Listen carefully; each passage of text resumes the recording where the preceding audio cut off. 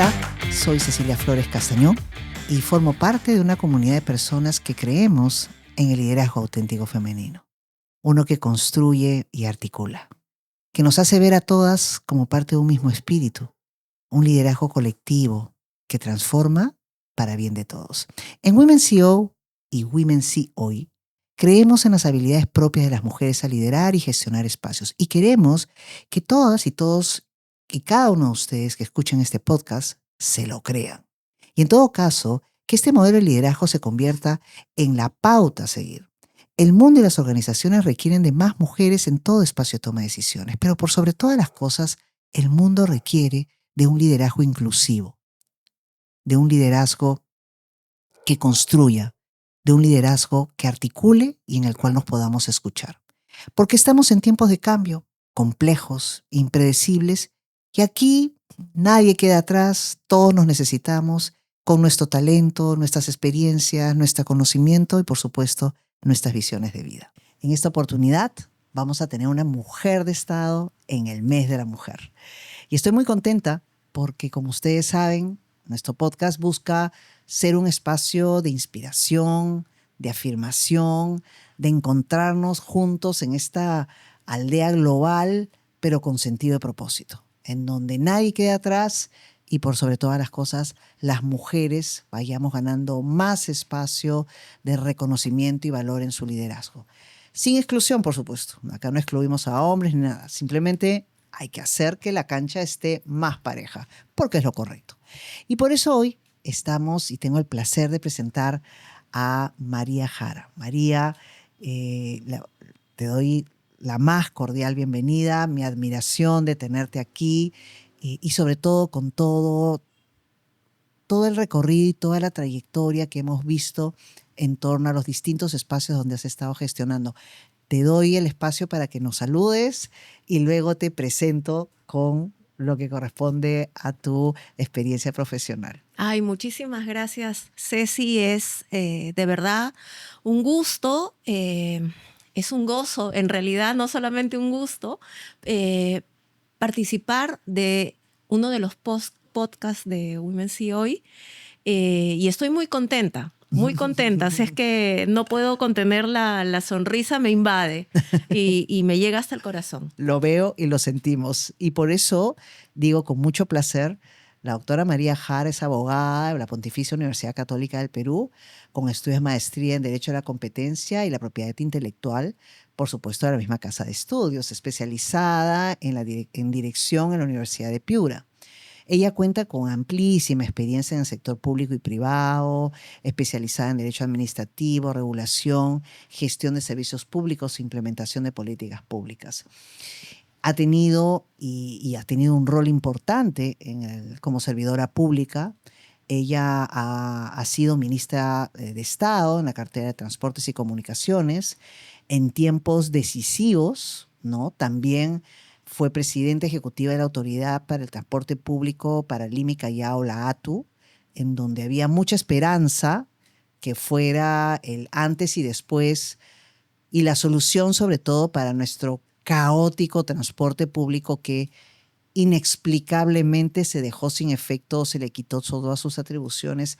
Sabe Dios motivado por qué objetivos, pero sin duda no es un objetivo de bien común porque cada vez el tránsito lo vemos peor, ¿no? Y bueno, el punto es que a mí me encanta estar conversando con María porque su experiencia reciente se vincula a la movilidad sostenible, al desarrollo urbano, a la economía circular, la electromovilidad, el cambio climático y el arbitraje. Como se imaginarán, pues hay muchísimo de aporte que podemos encontrar en una mujer de trayectoria tan interesante y sobre todo con tanta vocación de querer dar por un Perú mejor. En esta línea, querida María, luego de la bienvenida y este detalle dado, parto por la pregunta que siempre formulamos y que creo que es la quintesencia de este podcast, ¿no? ¿Qué te ha llevado a ser hoy la María Jara que está presente en este podcast? Con todo el aporte, con todo su compromiso, conociendo de su trayectoria.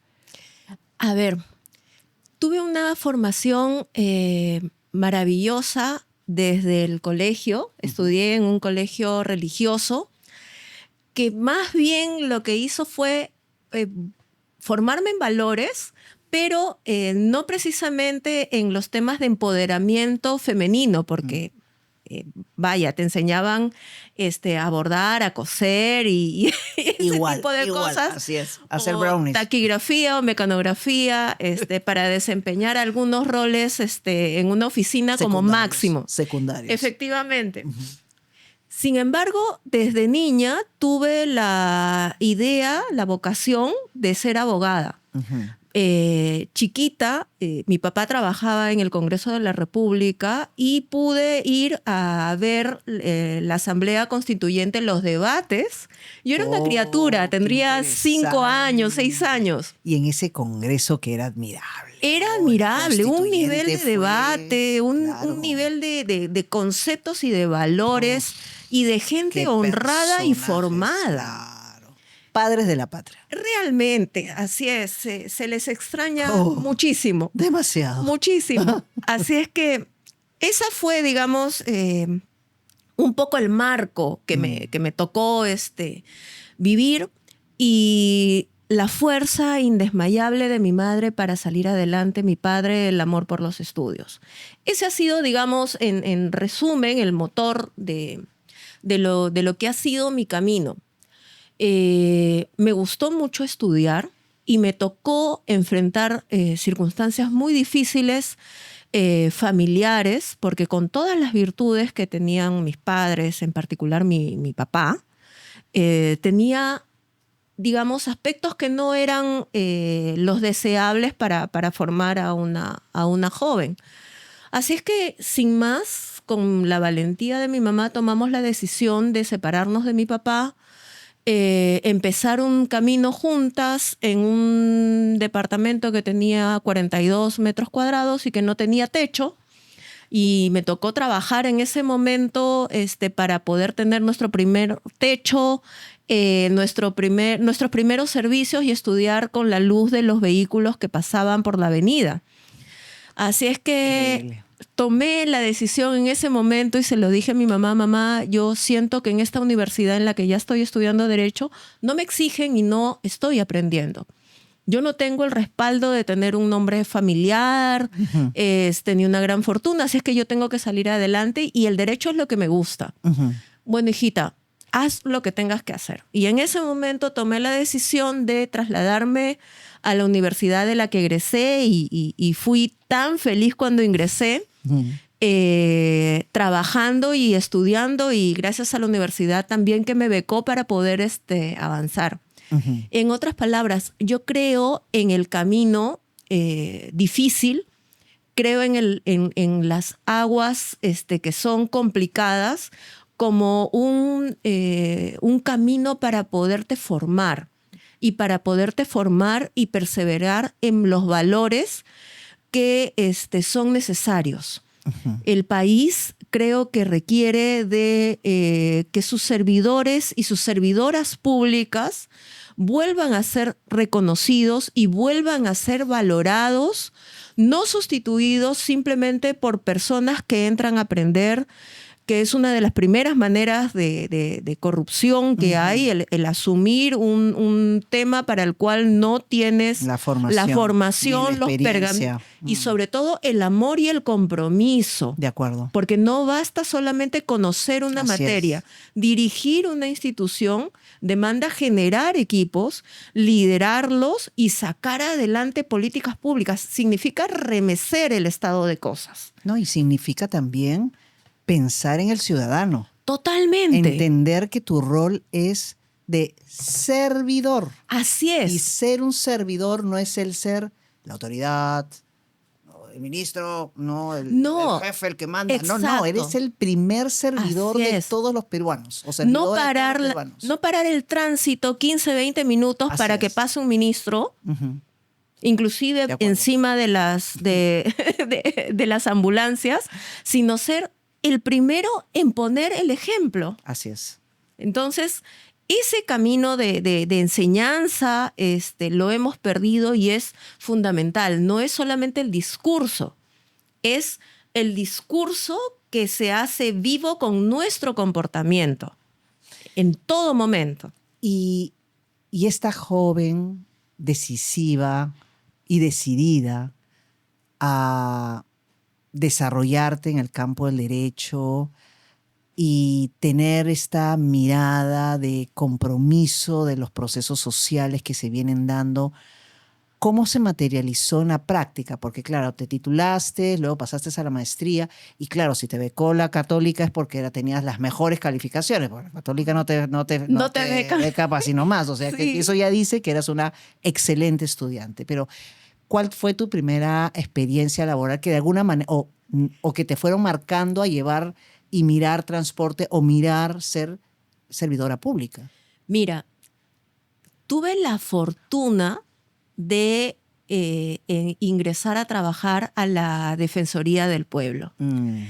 La Defensoría del Pueblo, que era una institución pues en la que quienes ingresaban Es una escuela. era gente súper valiosa, muy comprometida.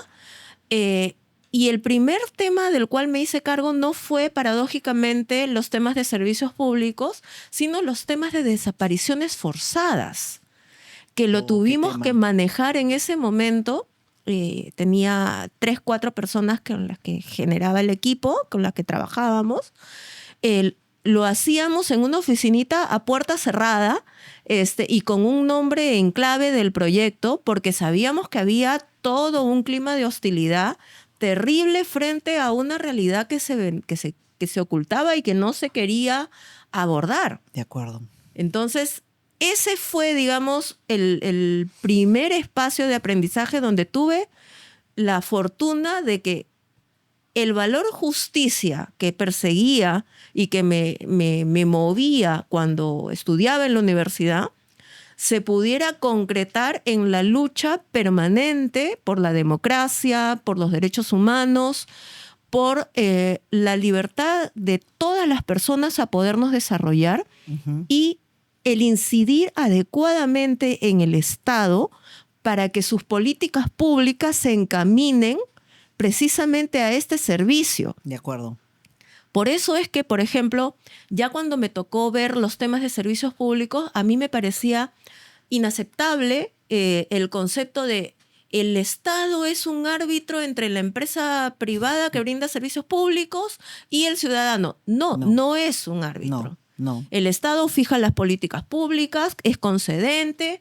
Es un garante de los derechos ciudadanos. Efectivamente. Ese es porque su rol. esos servicios públicos, No un árbitro. desde la educación, la salud, las telecomunicaciones, el transporte, son los mecanismos que nos permiten desarrollarnos, salir de la pobreza extrema hacia la plenitud del desarrollo de nuestras capacidades. Que es legítimo. Así y que le debería corresponder a todas las personas Así sin es. exclusión. Totalmente. Y que no son temas antagónicos. No, para nada. Para nada. Defender derechos humanos, defender el derecho a un ambiente justo, a desarrollar empresa de manera sostenible, no significa ser para nada enemigo de la inversión. Para nada. Ni al contrario. Totalmente de acuerdo. Es por eso que, por ejemplo, cuando ya asumí el Ministerio de Transportes y Comunicaciones y fue luego de haber sido directora general en el Ministerio de la Producción, viendo MIPES, también en el Ministerio de Transportes haber sido directora general de Transporte Terrestre, he visto una serie de sectores. Para mí fue una oportunidad enorme de que el ministerio más masculino y cementero pudiera ser un ministerio que mire la movilidad de las personas. Que la carretera no sea el objetivo, sino que sea el objetivo la población de la población que es beneficiaria de esa carretera, que pueda sacar sus productos transformados y con valor en una carretera que cuente con las condiciones de seguridad vial, que esté adecuadamente mantenida, que se enlace con otros programas del Estado y que, si hablamos de las ciudades, podamos recuperar el espacio público para salir a jugar, que las mujeres, las niñas y no tengan que sacrificar su espacio de estudio y de trabajo al llegar a las 10, 11 de la noche, y que tengan un bus seguro, con una avenida iluminada, con un trabajo articulado con las municipalidades para generar un servicio limpio, predecible, seguro. Es todo lo que no tenemos en este momento. ¿Y por qué es tan difícil? Porque se tocan muchísimos intereses. Se tocan muchísimos intereses, desde los más sucios y corruptos, y lo digo con toda transparencia, porque no hay... Y con todo el dolor que eso significa, ¿no? Por supuesto, el ver generar una institución como la ATU, con más de 3,000 personas, que se gestó en medio de una pandemia y que logró hacer que el servicio de transporte en un mundo en caos siguiera funcionando, para que la ciudad siguiera en operación y los servidores públicos de los servicios esenciales fueran a las clínicas, a los hospitales, para que sigamos teniendo nuestros bienes y servicios.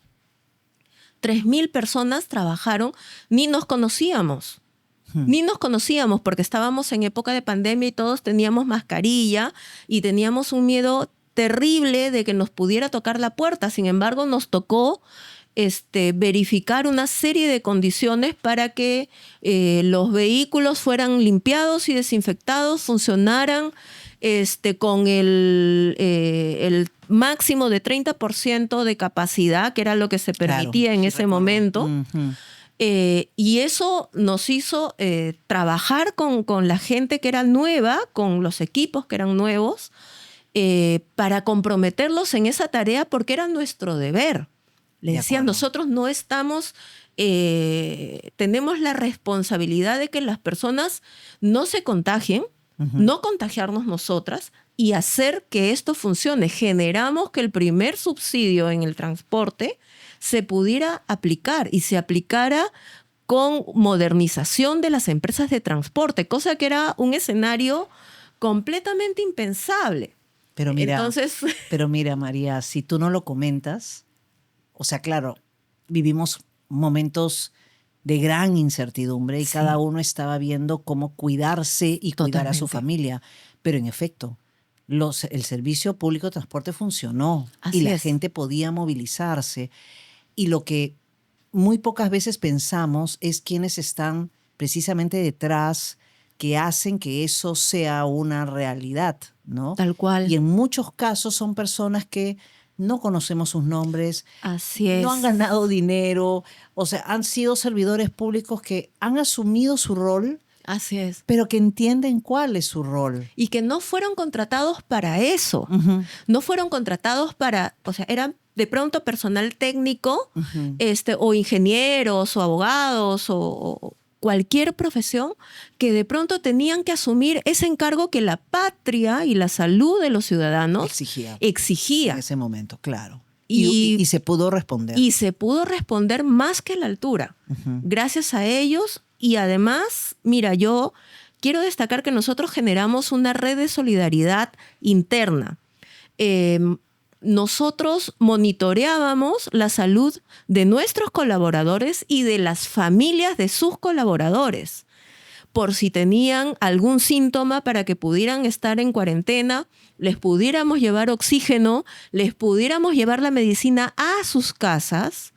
Muchos de ellos vivían y viven en zonas muy alejadas del Agustino, de Villa María del Triunfo, de Mi Perú, en Comas, en los asentamientos humanos en Ancón.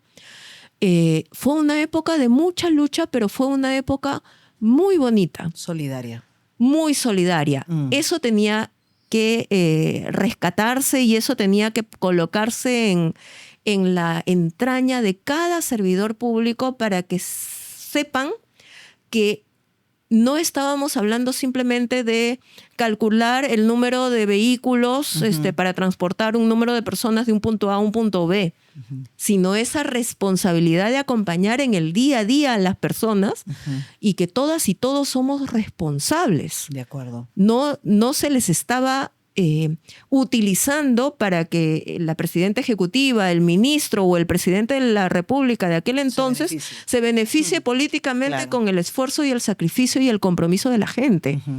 Lo que se necesitaba era una respuesta y tuviste la respuesta con tu equipo y tanto así que funcionó. ¿Y cómo allí el paso a asumir una cartera ya de Estado? ¿Cómo lo recibiste? O sea, ¿por qué lo recibiste y en el contexto que lo recibiste? Sí, mira, cuando recibí la invitación a ser ministra, justo yo recuerdo mucho que estaba acompañando a una amiga mía, la que no había podido llevar ni atender. Ella estaba pasando por un proceso oncológico y yo le estaba llevando justo a su terapia, entonces me avisan que el primer ministro necesitaba conversar conmigo. Yo dije, bueno, seguramente va a querer que asuma la ATU. Había trabajado para que eso ocurriera y yo me sentía, digamos, preparada para eso.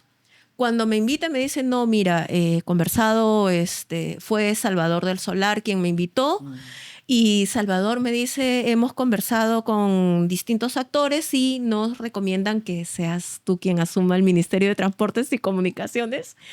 Y yo me senté chiquitita y me recliné en el sillón y le dije, no, le digo, mejor viceministra porque yo soy más técnica. Síndrome de impostora. Efectivamente. Y dije, no, me dijo, fue tan amoroso y me dijo, la patria nos llama una vez, me dijo María. Y es nuestra obligación dejarlo todo y organizarnos por ese llamado a la patria. Qué bien. A los dos se nos aguaron los ojos y le dije, bueno, voy a pensarlo. Yo creo que sí, pero déjame pensarlo. Me dijo, sí, tienes 15 minutos para pensarlo porque hoy en un par de horas es la juramentación. Así es que está bien, le dije y juramenté. Y fue de verdad para mí un orgullo enorme y una satisfacción y un honor al que yo siempre traté de responder. Yo era consciente que no tenía el apoyo de un partido político porque no he sido política. No denosto para nada el trabajo político, pero yo no venía, digamos, de eso. Claro. No era parte de un equipo de trabajo, sino más bien yo era técnica. Y una cartera complicada. Complicadísima, donde no podía bajar el nivel de ejecución, pero me quedaba claro que no podía seguir haciendo las cosas de la misma manera. Entonces, el ministerio tenía que volcarse también a ver qué cosa estaba pasando con la movilidad en las ciudades. Absolutamente. Promovilidad. Es lo que se esperaría, ¿no? Creé promovilidad contra todos, porque nadie creía que se pudiera gestar una institución que acompañara e hiciera asesoría técnica a 29 ciudades del país para implementar su sistema integrado de transporte público. Lo creamos y lo echamos a andar. Y así como creamos Promovilidad, que ahora ya está trabajando con distintas ciudades, con Arequipa, con Trujillo, con Piura, con tantísimas ciudades maravillosas que tenemos en el país, pudimos ver también cómo andaba la movilidad en la selva. Imagínate. Que nadie se imagina y nadie visibiliza. Así que es. Nos horroriza que 800 personas mueran a causa de los siniestros de tránsito en nuestras ciudades, pero ¿cuántas personas morirán en nuestros ríos porque no tenemos embarcaderos decentes, no tenemos puertos, no tenemos embarcaciones con seguridad? Es una cosa terrible y es ahí donde hay que ponerle el foco en este momento. Totalmente de acuerdo. Yo recuerdo y me vienen las imágenes. Estaba en la actividad petrolera en ese entonces y íbamos habíamos venido con el helicóptero de Petroperú a una zona en Datener Marañón complicada, donde teníamos que entrar y teníamos que hacerlo en deslizador. Y hasta que llegara el deslizador, no estábamos esperando, y en eso lo vimos, ¿no? Una familia pequeña estaba en un peque, Así ¿no? es. Llegando pues al poblado. ¿Qué habría pasado? No lo sé. Gritos, el bebé en brazos se había caído, los padres pedían ayuda, la madre se tiró Qué al espanto. río. Obviamente, todos los que nosotros lo veíamos, no estábamos cerca, no simplemente dijimos, ¿qué pasa? Esta familia se agenció como pudo, vino gente, el niño murió y, Virgen Santísima. y lamentablemente en estadística ni siquiera figuraba. Ni siquiera figura. No, Entonces cuando dijimos, así pero es. por el amor de Dios algo tenemos que hacer, esto no puede ser. Y eso que a ti te moviliza, porque tú dices, ¿qué es esto? ¿No? O sea, Tal ¿cómo cual. puede ser posible? ¿Dónde está un hospital? ¿Dónde está un Así servicio, es. centro médico mediano? No había un centro No. médico, o sea, no había nada. Y cuando te enfrentas a tus compañeros de trabajo, Por los servidores, Dios. que además te dicen, bueno, pero aquí solamente se llega en Peque. Le digo, pero es una franja más o menos estrecha. ¿No podemos hacer un camino Ujú. para que se puedan conectar? No, es que eso es competencia del gobierno regional. Perdón, le digo, perdón, te estoy encargando a ti que hagas el expediente. Te comunicas con el gobierno regional se y lo hace. haces. Claro, así debe ser. Es que así debe Se esperaría, ser. María, Es que se de eso se esperaría. trata. Claro. Se trata de coordinar, se trata de organizar y que el dolor no te sea indiferente. Es que ese dicho es el punto. El dolor es indiferente. Y es más, yo creo que ya se ha, digamos, ralentizado tanto. Dicen, bueno, pues hay gente que la vive mal, ¿no? ¿Qué vamos a hacer? Sí. Que vemos un gozo y dice, bueno, no puedo hacer nada, así que miro pues acá al costado. Y eso, y creo que la indiferencia es lo peor que puede pasar a una sociedad. La indiferencia hace que no nos duela Así el es. dolor ajeno, pero hace también que elijamos lo que tenemos conduciendo nuestro país. Sí, y no es solo Porque pues, no hablar del participamos. Ejecutivo, es hablar de una clase política que tú no la sientes, que responda al interés ciudadano. Tal Y bueno, cual. ya estoy a sentar en un tema político que va más allá de lo que queremos, pero a ver, o sea, para mí lo destacable, ¿no? Eres una ministra de Estado con un altísimo grado de credibilidad, reconocida por su compromiso, y cómo lo muestras en acciones concretas en donde en ese estado, en esa oportunidad se puede actuar. En este mes de la mujer, y que no podemos dejar de lado mencionarlo, ¿no? Tú que lo has visto en dos instituciones relevantes del quehacer nacional, ¿cómo has visto que el liderazgo femenino funcione realmente? Porque tú sabes que en Women's CEO, pues, aspiramos al liderazgo auténtico femenino, creemos en las características de las mujeres y tal, ¿no? Y lo que tenemos que comenzar a trabajar, más espíritu de cuerpo. ¿Cómo lo ves o cómo lo has visto y dónde crees que hay las oportunidades también? Yo creo que hemos retrocedido enormemente en la presencia de las mujeres en los puestos públicos, en los cargos directivos, y hemos retrocedido además en el respeto hacia su naturaleza humana. Profundamente lo creo y me da muchísima pena. Antes, hacer una broma subida de tono a una mujer, en medio de una mujer, comenzó a ser una cosa que iba retrocediendo y se iba desterrando. El día de hoy se ha vuelto a normalizar en muchas instituciones del Estado. Entonces, terrible. Tenemos que perseverar las mujeres, y en particular nosotras que hemos tenido ya un recorrido en generar ese entusiasmo y el compromiso en las mujeres más jóvenes para que la llama no se apague y prenda prenda en sus valores, en sus corazones y en hacer de sus vidas un ejemplo. De acuerdo.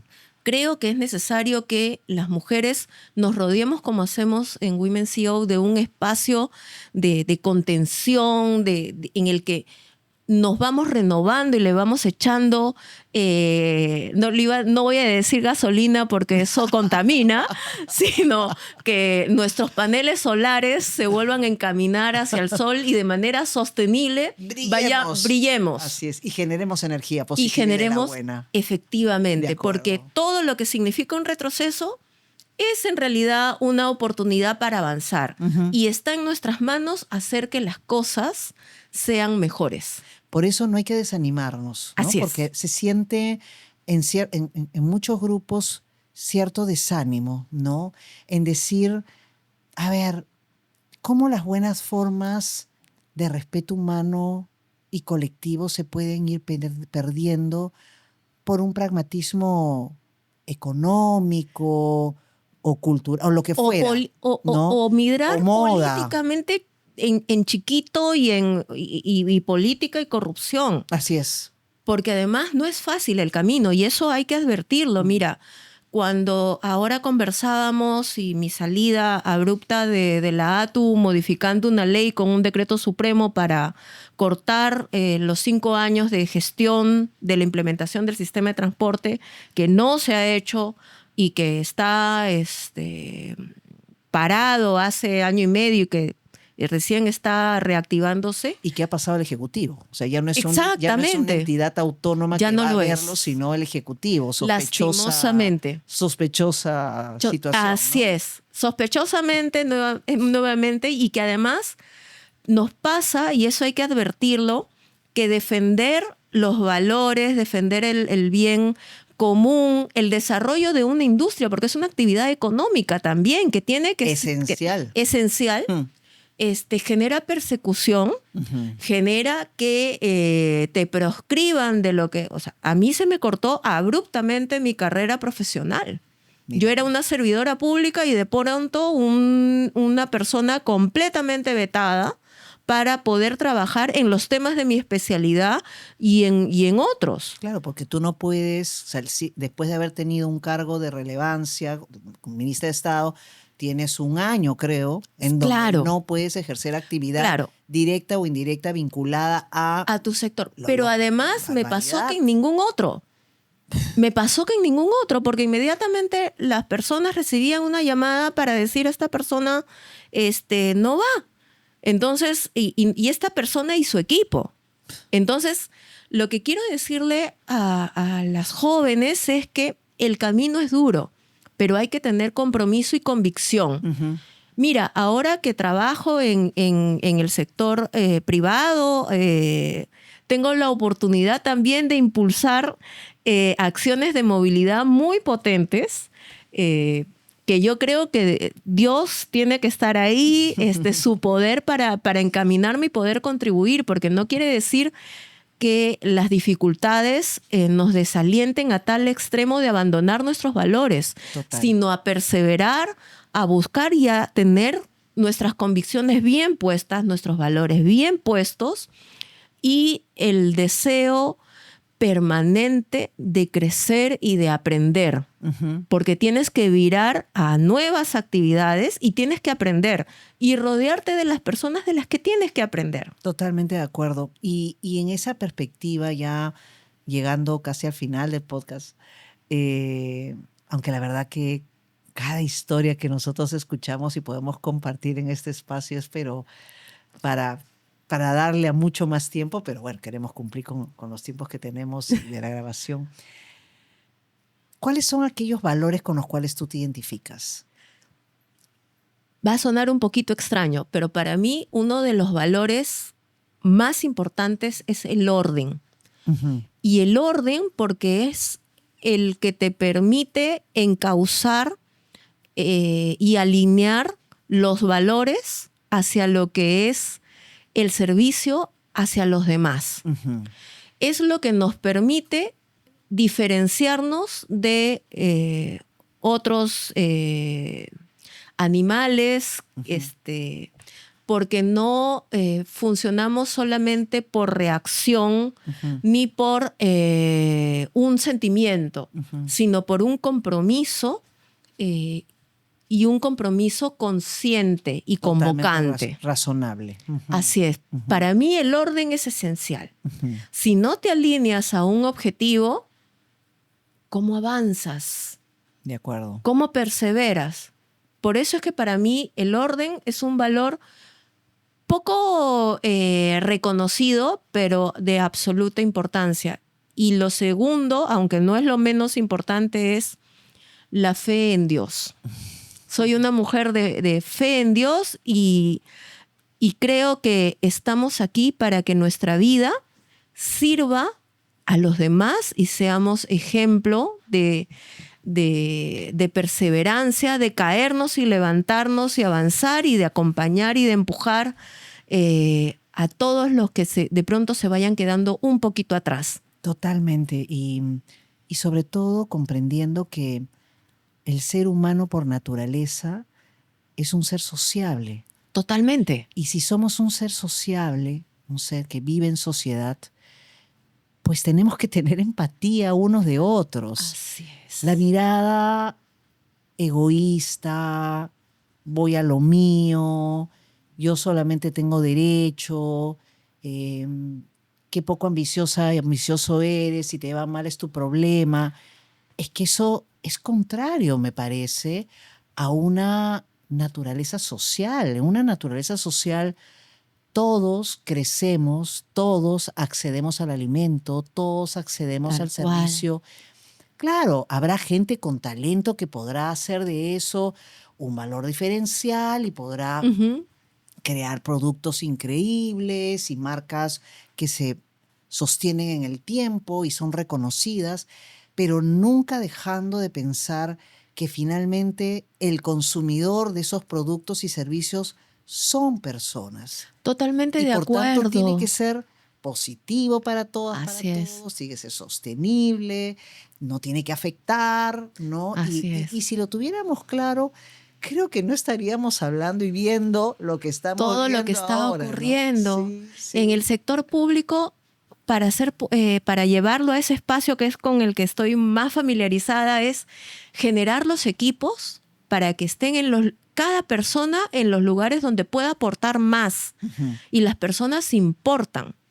No es yo quiero hacer una cosa y simplemente la hago a un lado, la sepulto, la destierro, simplemente porque no se alinea con mis fines egoístas y de corto plazo. No, es todo lo contrario. Es generar equipos que puedan luego tomar la posta de conseguir esos objetivos que se concretan en políticas públicas. Y que continúe. Tiene que continuar, efectivamente. Hay que cortar ese círculo de borrón y cuenta nueva y yo acá recién pongo la piedra y no, que creo que quita tanto esfuerzo acumulado en el tiempo y por eso pues no vemos los resultados. Querida María, muchísimas gracias. No, gracias a ti. Un cariñoso abrazo a todas las mujeres que nos están escuchando y feliz de estar acá y de haber conversado y a disposición para cuando quieran. Muchísimas gracias. A ti. Y bueno, aquí estamos. Women See Hoy, el podcast del liderazgo auténticamente femenino, pero sobre todo del liderazgo inclusivo, constructivo, reflexivo y articulador, ha culminado el día de hoy. Los invitamos a escuchar el próximo capítulo la siguiente semana en Spotify, YouTube y las redes de Women See Hoy, www.womenceoperú.org. Hasta la próxima.